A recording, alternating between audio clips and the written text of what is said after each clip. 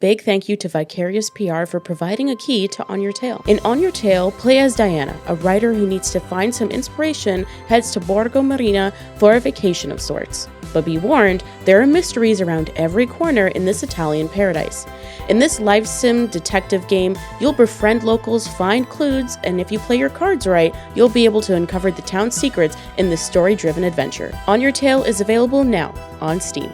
On Your Tail is a really interesting game. It takes two different genres that I personally really love, life sims and detective games, and puts it together in a really good way, if I'll be honest. It was a little weird at first though, because I'm so used to doing either one thing or the other, like I'm only solving mysteries or I'm only doing really cute vacation things or hanging out with my friends or doing like daily jobs and things like that. So having them put together was interesting, and it was kind of an interesting pace in the game, and I think it was done pretty well. The game opens with you playing as Diana, who is having some writer's block and decides she needs a change of scenery and goes to Borgo Marina and decides to have a vacation there of sorts, and things kind of start right off the bat a little rocky. Some weird things are going on, and so she immediately decides to start helping and doing some detective work. This actually leads to uncovering more and more mysteries in town as more odd goings-on begin happening. At the same time, though, you are playing as Diana, who is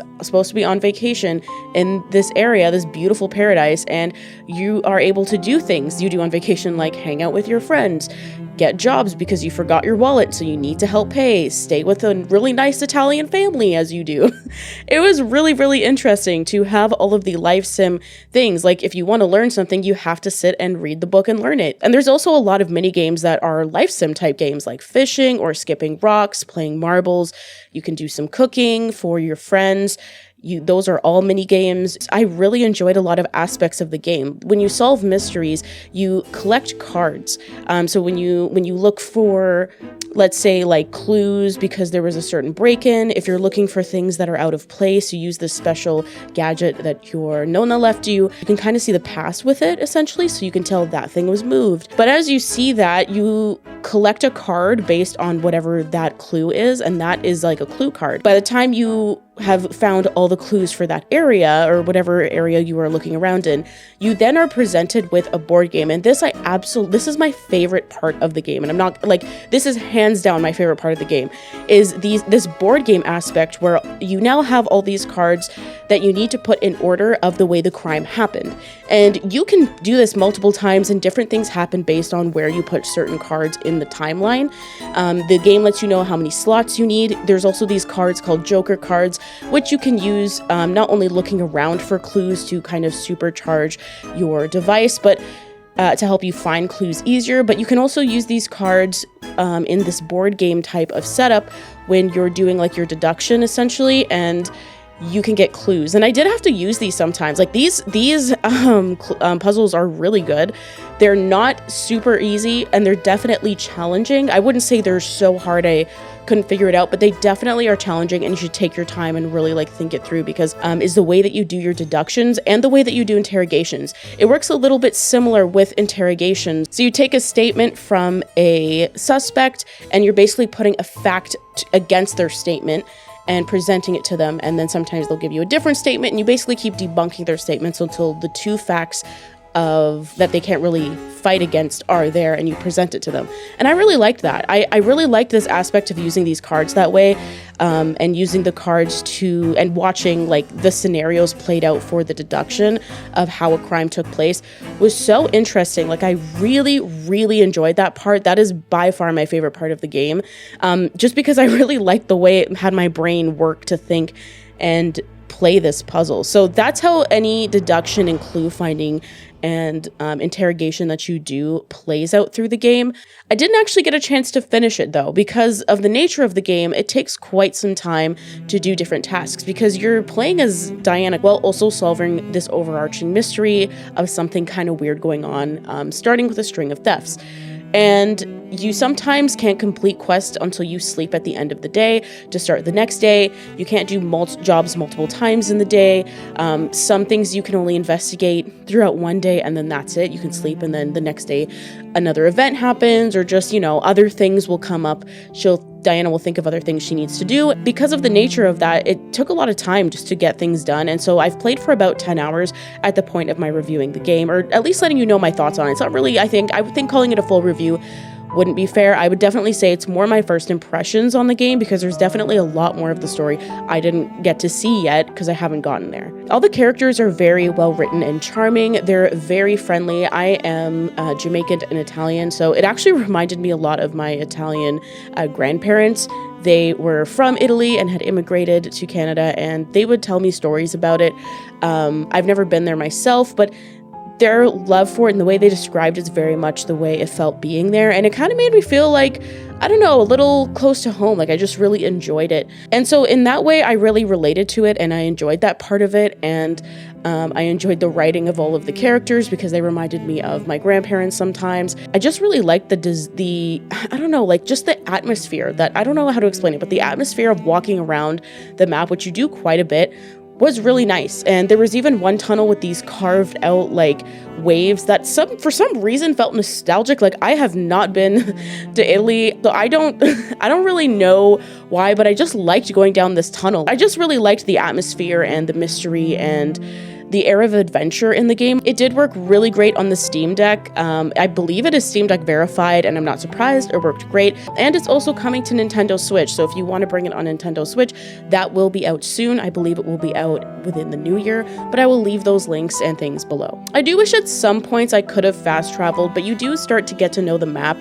They also have an ability for you to run, which it doesn't work right now. The devs actually are aware and have just released a patch and are working on more updates for just quality of life things that even I noticed while playing the game. But now that the game has released, other people have brought up some of these issues. For me, I noticed that the running feature didn't work every single time I used it. Like you could hold the button. They recommend you play this game with a controller to be most comfortable. So I had my controller, and whenever I pressed the left bumper, you're supposed to be able to run, but I wouldn't. Unless the camera angle was like a quarter of the way around Diana, like her character model, then it would start running, which was a little weird, and I'm not sure why it would do that. I don't know if it was just off or what's going on, so that definitely has to be improved. I ended up just turning auto run on, so she would run all the time, but even then I had to keep turning the camera when she'd run upstairs or something for the run to activate. So that was kind of weird and something that I think will probably be addressed. One other thing also, same thing like the running with speed, was the boat was really slow. You do use a boat to get to different locations at one point, and it was really slow. I'm sure they're going to update that because as far as I could tell, there was no way to like boost the boat or make it go any faster. So hopefully that is also addressed. I'm assuming it is in the quality of life things because I'm sure many players noticed that. It was quite obvious it was taking quite a bit of time to get to some of these places by boat. So hopefully that's sped up just a little bit. But other than those two things, that's pretty much the only issues that I ran into that were really bothersome for me and I really had issue with. So I definitely think if you enjoy mystery detective games with lots of puzzles and a bunch of mini games that are very much life sim focused, you're gonna enjoy this game. It's a very good combination of those two genres, like I mentioned. And I was really surprised by it, honestly, how much of the life sim element was a part of the game, because I wasn't sure when I heard that it was a life sim / detective game how exactly that would work. And I don't know, it was such an interesting mix of these two genres, but I think it worked really well. And I'd really love to see even more games like this because I think this team just did such a good job on this game. So if it sounds like something you're interested in, definitely check it out. The links will be down in the description. And big thank you again to Vicarious PR for sending a key out for me to check the game out. I tried to play as much of it as I could, but as I was playing it, I realized it's a game that you definitely take your time with, and I didn't want to force myself to rush it. So I decided just to let you know what I was thinking about the game before I finished it, just so that you were able to get your hands on it or see something about the game as soon as possible, because I think for some of you that this will be a really interesting one. Thank you so much for being here and supporting the channel. This is probably my last review video or like overview video of 2024, so I appreciate you being here on the ride, all the publishers and devs and PR teams that reached out or gave me feedback and stuff. Thank you so much. I appreciate it so much. I really just love video games, and I love to share video games that I have cool experiences with all of you. I'll also be multi-streaming, so you can check me out on both YouTube and Twitch, whichever platform you're most comfortable comfortable on viewing live streams. You can check me out there, and I will be live, always on the home page and on the Twitch schedule. I will always let you know when I'm going live, so you can feel free to check those out. And we also have some big things coming in 2025 and a couple more videos on this channel through the end of the year, just no more reviews, so look out for those, and game lists of my favorite games that came out this year and what games I'm most excited for coming out next year. Thank you so much for being here. Remember to stay safe, hug your loved ones, and I'll see you all next time. Bye!